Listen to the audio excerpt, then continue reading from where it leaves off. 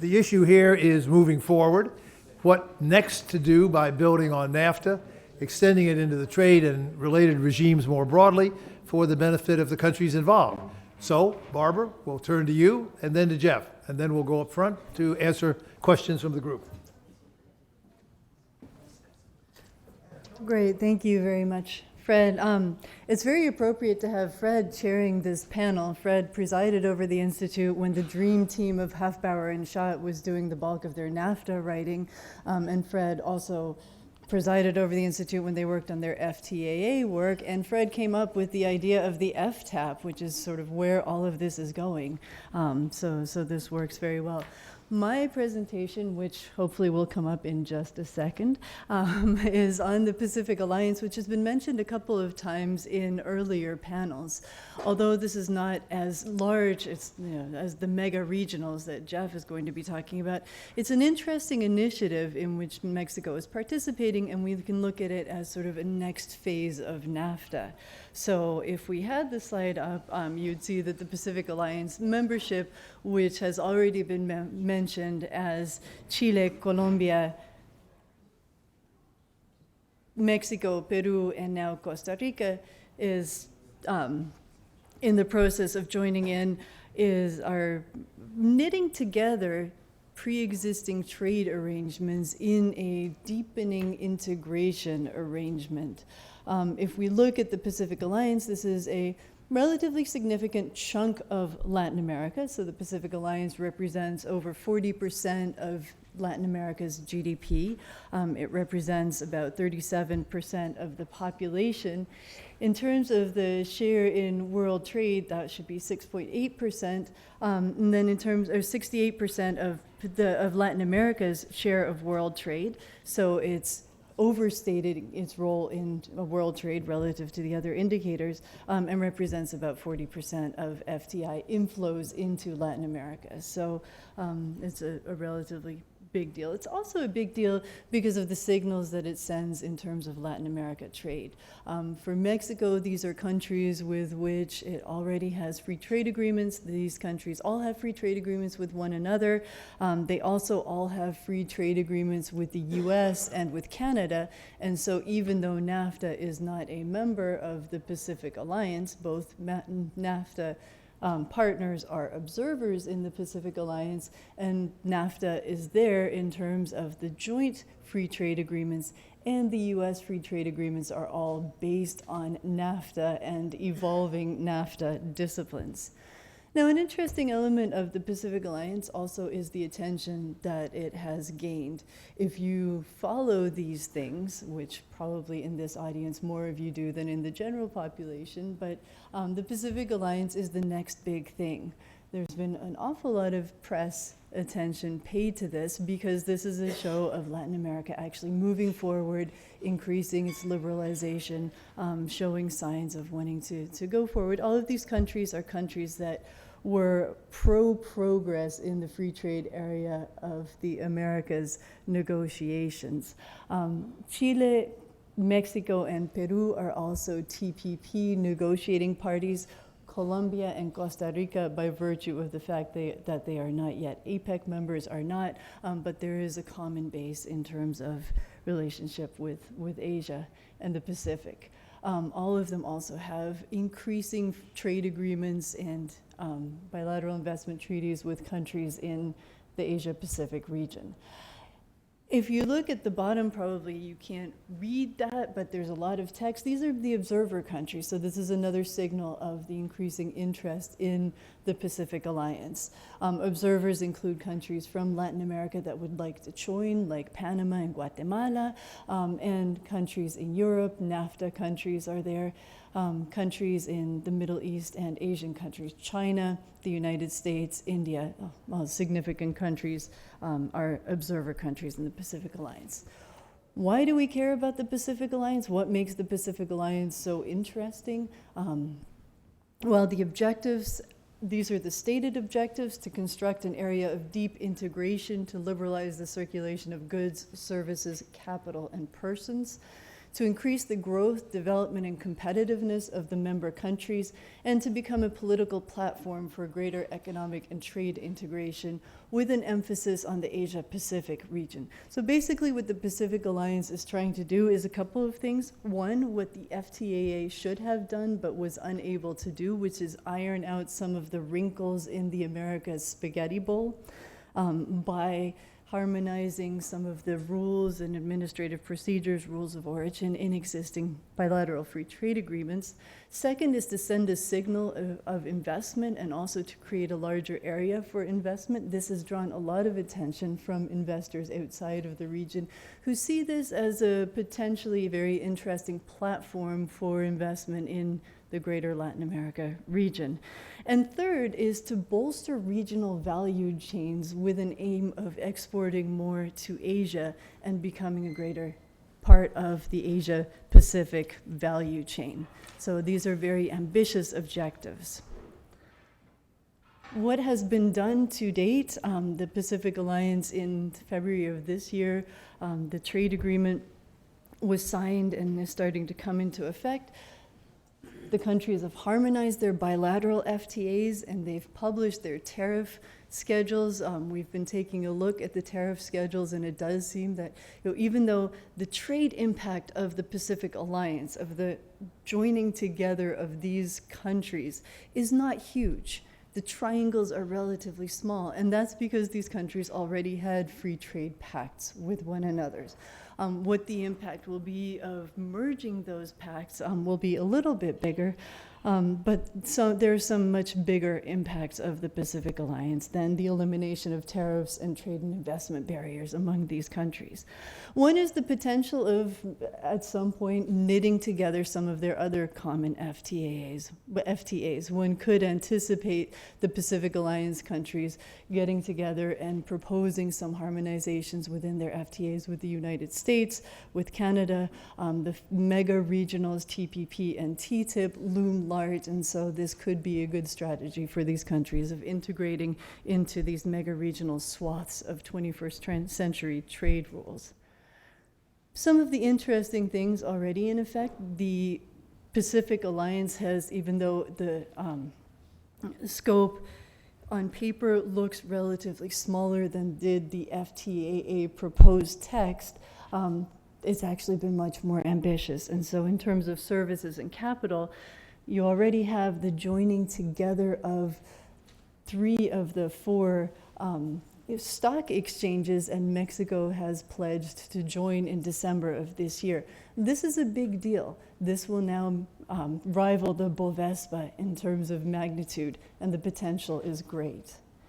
All of these countries, or most of these countries, are participating in the TISA negotiations, the multilateral negotiations on trade and services, and will continue their services negotiations in the Pacific Alliance. Importantly, they've started to liberalize the movement of persons. So in the original Pacific Alliance agreement, you have the elimination of visa requirements for Pacific Alliance nationals. So Mexicans can travel to other Pacific Alliance countries without having to pay or take the time to obtain a visa. Just recently, they've implemented a work holiday visa for youth. So Mexicans between 18 and 30 years of age can go to Colombia and find work there and stay there for up to a year.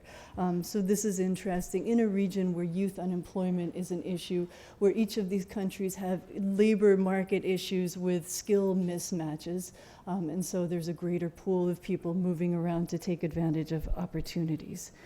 Lastly, also interesting is the formation of institutions, and I don't mean things like a BRICS bank or a parliament, but a very pragmatic approach to sharing institutions such as shared embassies and trade missions. There are already a number of shared embassies in, for example, Vietnam and Ghana, where the trade promotion agencies are working together, marketing joint products. And so if you go to Vietnam, you can buy Pacific Pisco, and you won't necessarily know whether it comes from Chile or Peru. I'm not sure if that's actually true, but you will have information on the shared trade promotion of all of these countries. Now, the Pacific Alliance, as I mentioned, also is a political signal that this region is different from the rest of Latin America. Latin America, over the last couple of years, has become increasingly bifurcated, and by any measure of competitiveness, if you plot any of the indicators in, for example, the World Economic Forum, global competitiveness indicators, or other similar indicators, you get a picture that looks much like this, with a division between the liberalizers and the non-liberalizers, or the 21st century socialists versus the 21st century capitalists, and it's always the Pacific Alliance in the fuller area, where in this picture, bigger is better.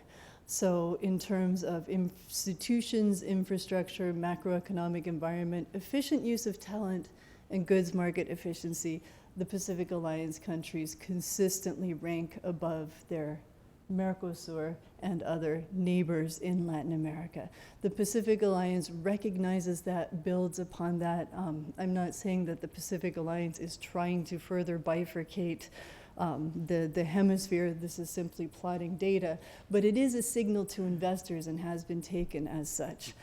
There are often conversations with investors, particularly from Asia, who are really interested in this new bloc, who before saw some of the bigger Southern Atlantic countries as the reasonable place to locate their production facilities, who are now looking at countries like Colombia or Chile, which are smaller but now have a greater scope.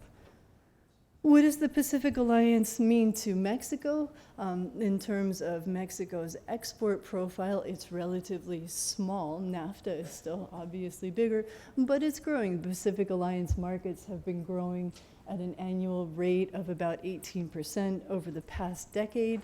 And what's important with the Pacific Alliance is also the growth of exports and some joint exports to the Asia-Pacific region.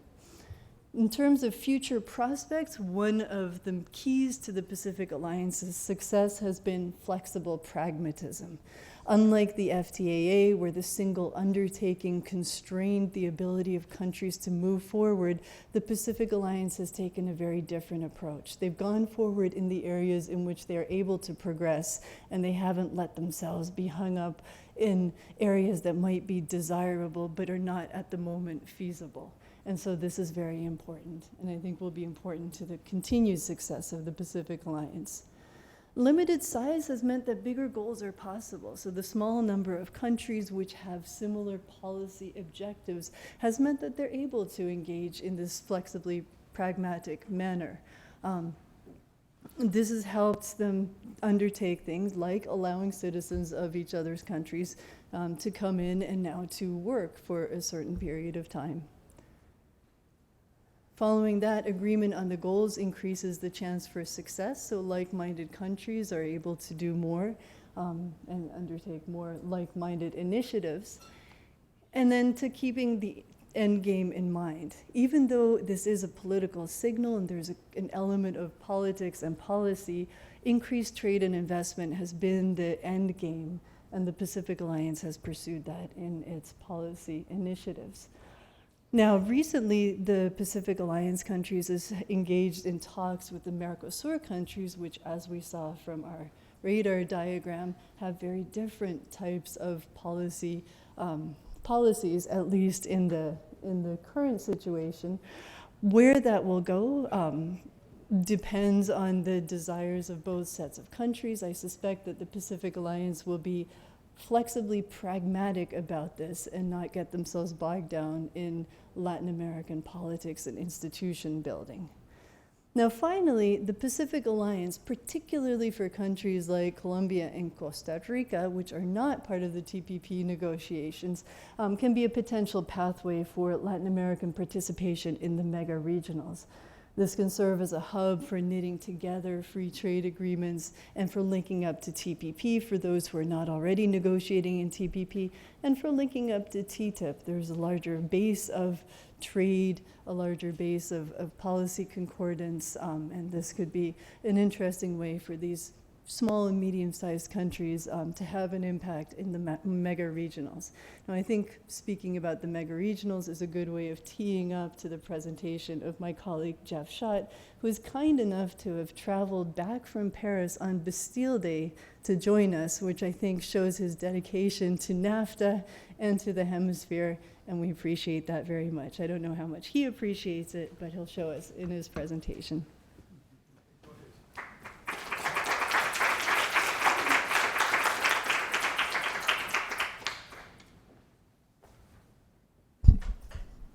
Thank you very much, Barbara. It actually had nothing to do with it. The euro is very strong against the dollar, and I just ran out of money.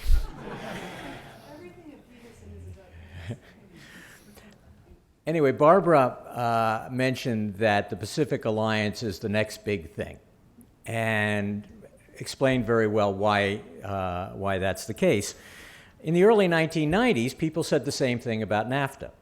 And NAFTA was state-of-the-art. It was the most comprehensive, best trade agreement ever negotiated. And it was designed also to give a kick in the pants to the stalled Uruguay round of multilateral trade negotiations in the GATT, and it did so. So NAFTA served a number of important purposes for the United States, Canada, and Mexico. Similar situation arises now with the confluence of regional, bilateral, and multilateral talks. But now what we've seen is that the slow pace of the Doha round has led key trading nations to basically look to complements, alternatives, hopefully initiatives that could revive the multilateral system. And two super regionals, mega regionals that have launched over the past 5 years or so have been the Trans-Pacific Partnership and the Transatlantic Trade and Investment Partnership. Now, unfortunately, they haven't given a kick in the pants to the WTO talks. Despite the Bali breakthrough that occurred in December of last year, that breakthrough now seems like a fleeting and distant memory. The WTO talks are back in the mud. They're not going anywhere. And it seems like the great enthusiasm of the agreement on trade facilitation in Bali has already been long forgotten. Negotiators and diplomats in Geneva are back to their talking points from 2008 and 2009. That returns the focus back to the mega regionals. And the United States, Canada, and Mexico are all negotiating in the TPP, though Mexico and Canada join in midstream. Each has a separate agreement with Europe, which I'll talk about very briefly at the end. But the aims are, of these mega regionals, to deepen trade and investment ties with partner countries, to create new trade rules in areas not yet covered by WTO obligations, and to set broader precedents for multilateral negotiations if a new strategy can be devised to revive those talks. But for the purposes today, I want to focus mostly on the implications that these mega-regionals have for NAFTA and North American economic integration. And many of these points I can go through rather quickly because a number of them have been raised in good detail in previous sessions. But the first thing to emphasize is that the TPP is important for the NAFTA countries, and the NAFTA countries are a critical part of the TPP. TPP represents almost 40% of global output and 25% of global exports. And of that, the NAFTA is really the core of the economic core of the TPP countries. Even with Japan in the deal, 68% of the combined output and almost 60% of the population of the 12 participants in TPP are the NAFTA countries. So that's important. It's important that they are working together to help develop the 21st century rule book. that's been talked about. It's important for each of the countries because it adds new FTA partners, but importantly, it also updates existing pacts with other TPP countries. One often finds too casual a discussion of trade agreements as if they're all the same. But actually, the old trade agreements are actually much less comprehensive, with many more exceptions, and with the lack of coverage of some of the new trading rules that are critically important for the conduct of international commerce in the 21st century. And so that is something that TPP is trying to build in and would be incorporated into the NAFTA. And indeed, when you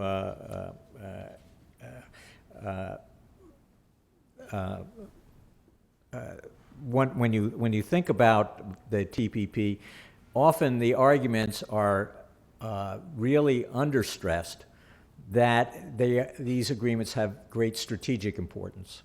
And that's one area when one is talking about the value of NAFTA or the value of TPP for the participating countries. It is deepening the ties, both economic and political, between the partner countries, makes it easier to manage frictions that inevitably arise in international relations. TPP would also generate significant income and trade gains for each of the countries. Very important work has been done here by my colleague Peter Petrie to look at the income and export gains from a TPP 12. They're cited here, but what it shows is for the United States, Canada, and Mexico, once the deal is implemented,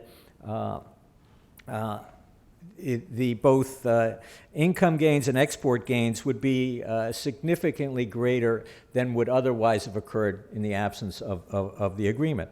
And 0.4% of GDP for the United States is a big number, and it should not be discounted.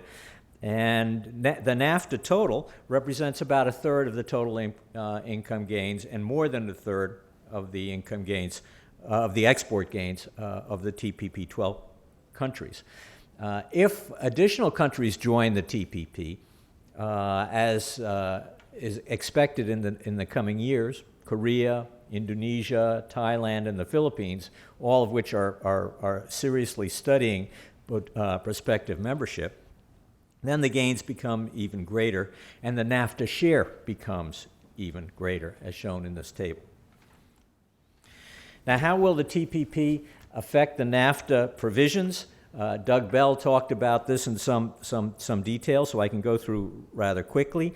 But a critical gain for both the United States and Mexico and Canada is that the TPP will update and augment NAFTA without having to renegotiate NAFTA. And in fact, the TPP is a substantial augmentation, is the way I would put it, of the original NAFTA agreement.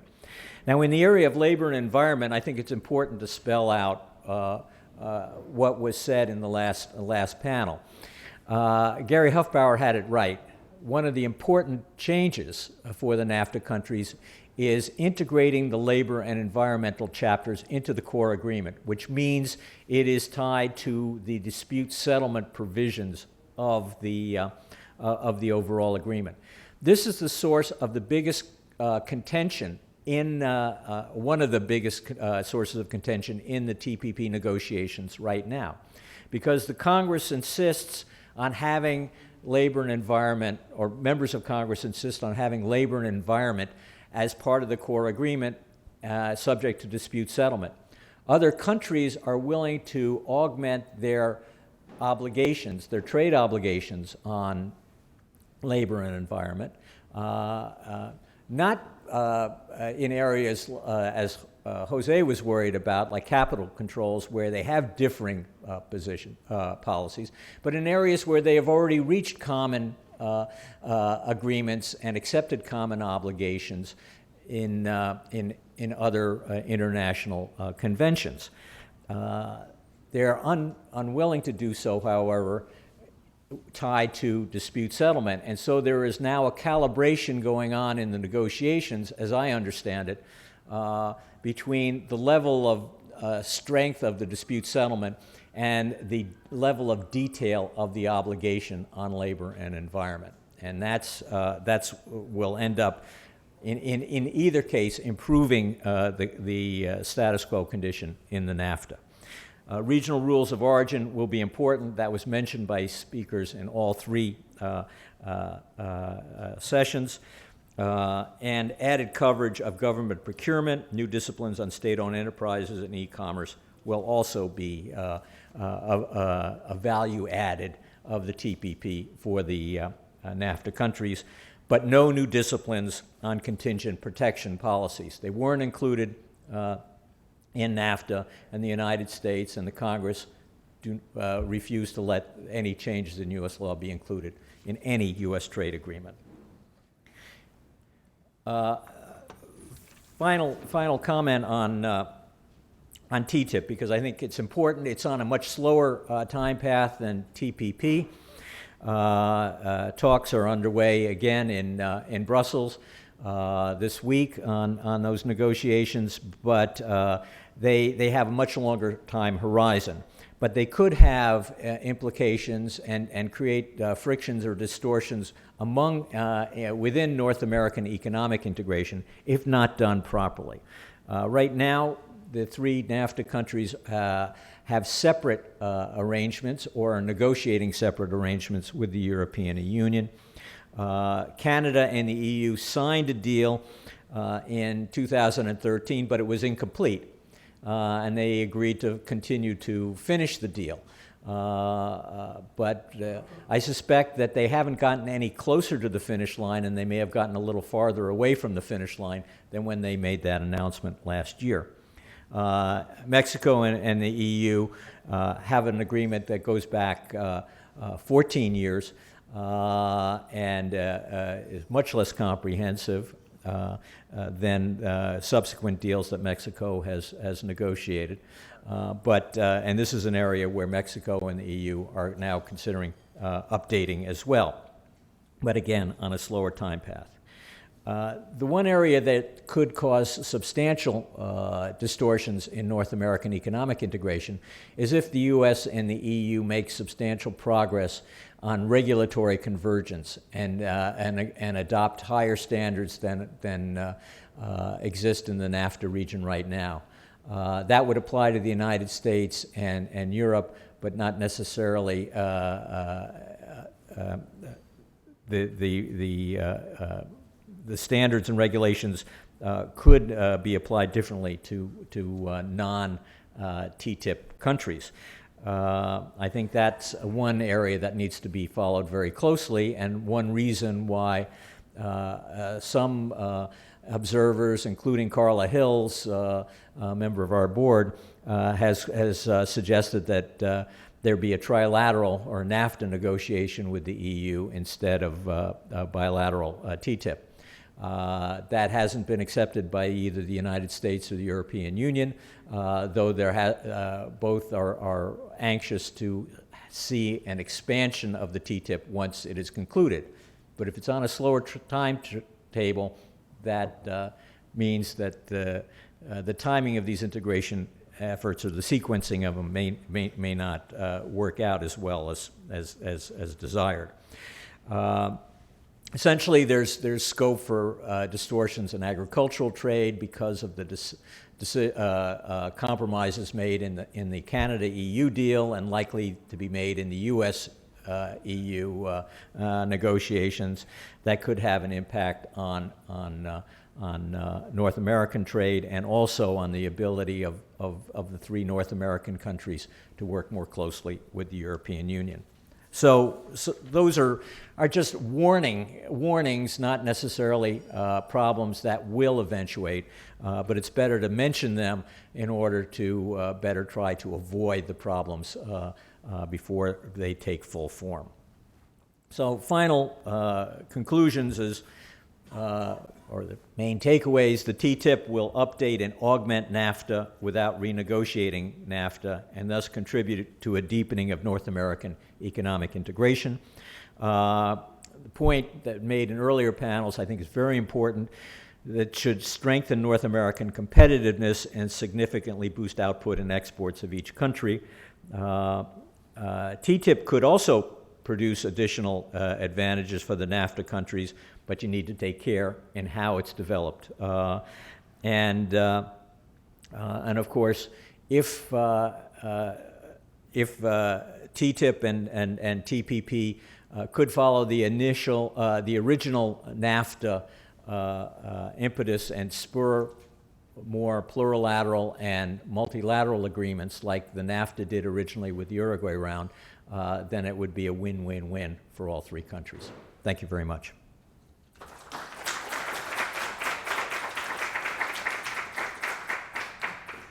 Jeff's last comment suggests we are now seeing competitive liberalization run wild, which is a great thing with all these different agreements competing with each other, trying to improve standards, trying to expand membership, trying to broaden the global participation in trade and investment liberalization. We have one discussant of these presentations. It's our good friend Antonio Ortiz Mena. He's the head of economic affairs at the Mexican embassy.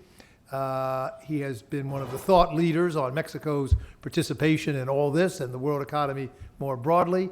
He did his PhD at what we think of as the Institute West, University of California at San Diego, and it's a great pleasure to have him to make a few remarks. Then the three participants will take the floor to answer a few questions from the audience and conduct a discussion. Antonio.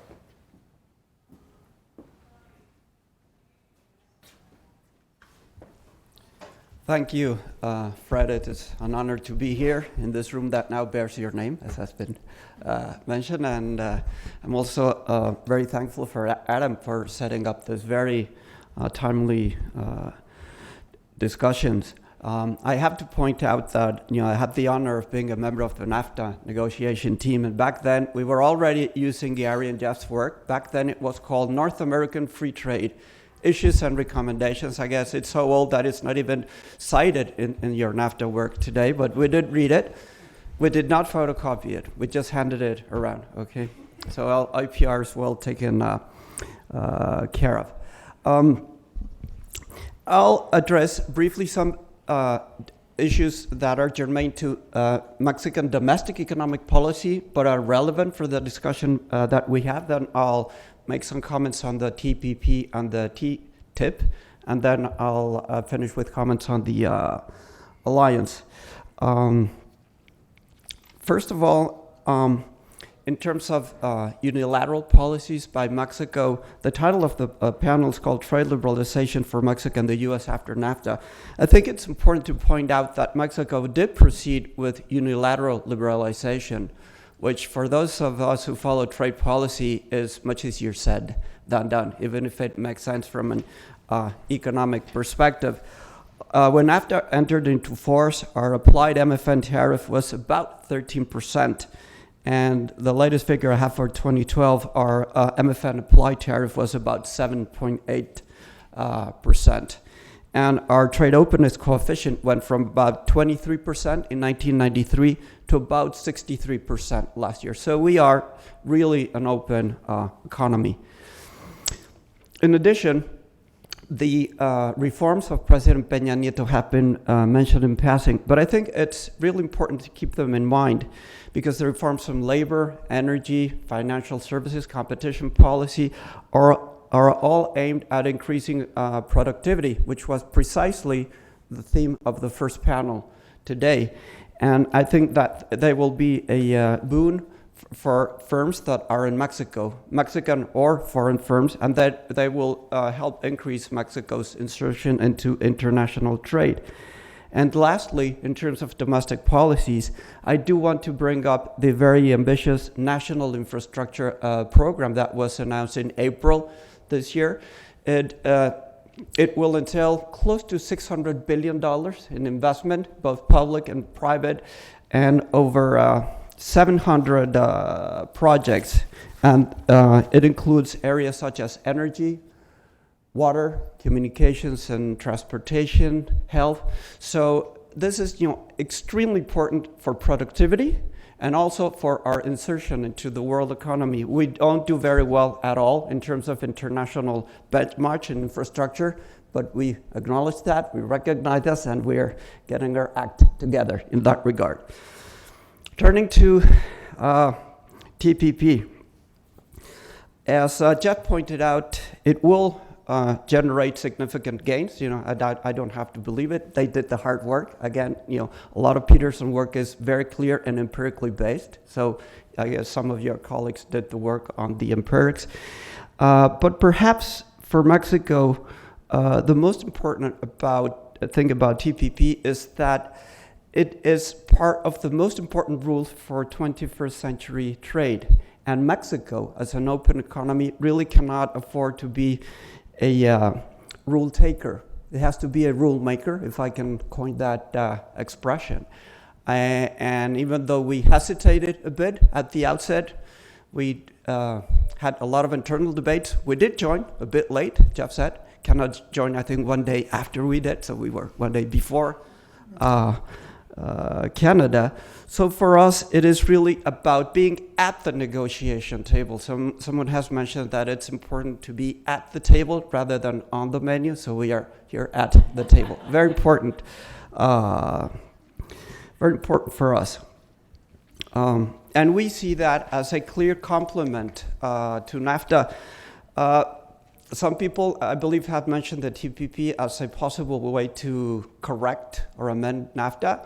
We think that NAFTA has worked very, very well. So we see that rather as a complement, because NAFTA is a bit over 20 years old, but as a supplement or a complement with new issues. We don't see that as a quote-unquote correction. Just had to spell that out.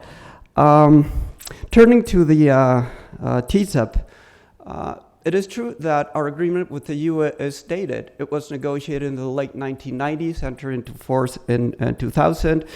It's not as ambitious as the Canadian agreement in terms of scope and coverage. That was concluded late last year. But there's a difference between the Mexico and the TPP and Mexico and the TTIP. We are not at the table. And there are indeed some potential issues that could represent challenges. Jeff mentioned regulatory cooperation. I don't know how rules of origin could affect that. And I was remembering this book, Issues and Recommendations. And as long as commentators are giving suggestions, it might be a good idea to think about issues and recommendations in terms of TTIP and NAFTA. What are the, get more down into the weeds and see how, as the TTIP evolves, how it could affect or not NAFTA, given the deeply integrated production chains in the NAFTA region. Certainly we had your issues and recommendations before NAFTA was negotiated, because I said we were consulting that book.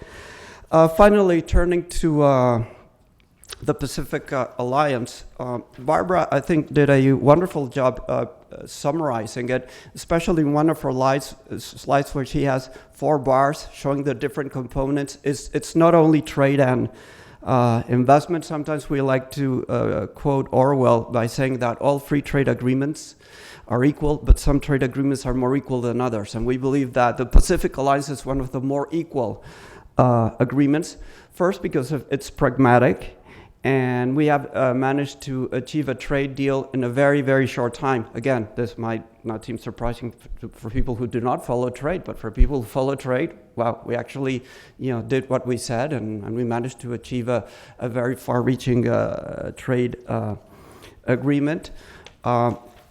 We are also jointly promoting trade and investment. Again, shouldn't be such a big deal, but given the recent presentation about whether U.S. investment in Mexico is supplementary or complementary, we are taking a view of integration as a positive sum rather than zero-sum strategy, and this changes the whole dynamic. And the reason for this is that this is like-minded countries that are engaging in trade. And there I would point you to the spider web-like chart of Barbara. This is just a natural reflection of what we are doing. In terms of more current developments, Mexico hosted the Pacific Alliance Summit last month in Nayarit, very beautiful beach resort. I was not invited, but the time was great. And we will be focusing on making sure that the MILA, Mercado Integrado Latinoamericano, is fully working by the end of this year. Only the Mexican Stock Exchange remains to be linked to the other stock exchanges. We are working on the accession of Costa Rica, but also Panama. I'm not sure Panama was mentioned. We will be having a dialogue with the Mercosur countries just to show this is not, balance of power. This is just like-minded countries getting together to do what they think is right. And one suggestion for Barbara in terms of research, you have a chart where you show Mexico's exports to the Pacific Alliance countries.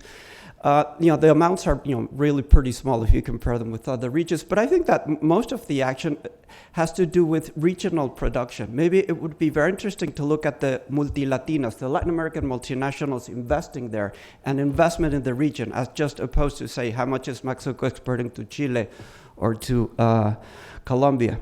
And finally, as a segue to the last panel, I would say that, I don't think gravity has gone out of fashion, and I don't mean, the Mexican film that was in the Oscars, but the gravity model of trade. Everyone needs to speak about the model. Okay, I have the gravity model, and most of Mexico's trade and investment naturally is with the U.S., a bit less so with Canada. So no matter which way you slice it, I think that's where we have to focus most of our attention, both in terms of public policy and research. And with that, I'll leave it.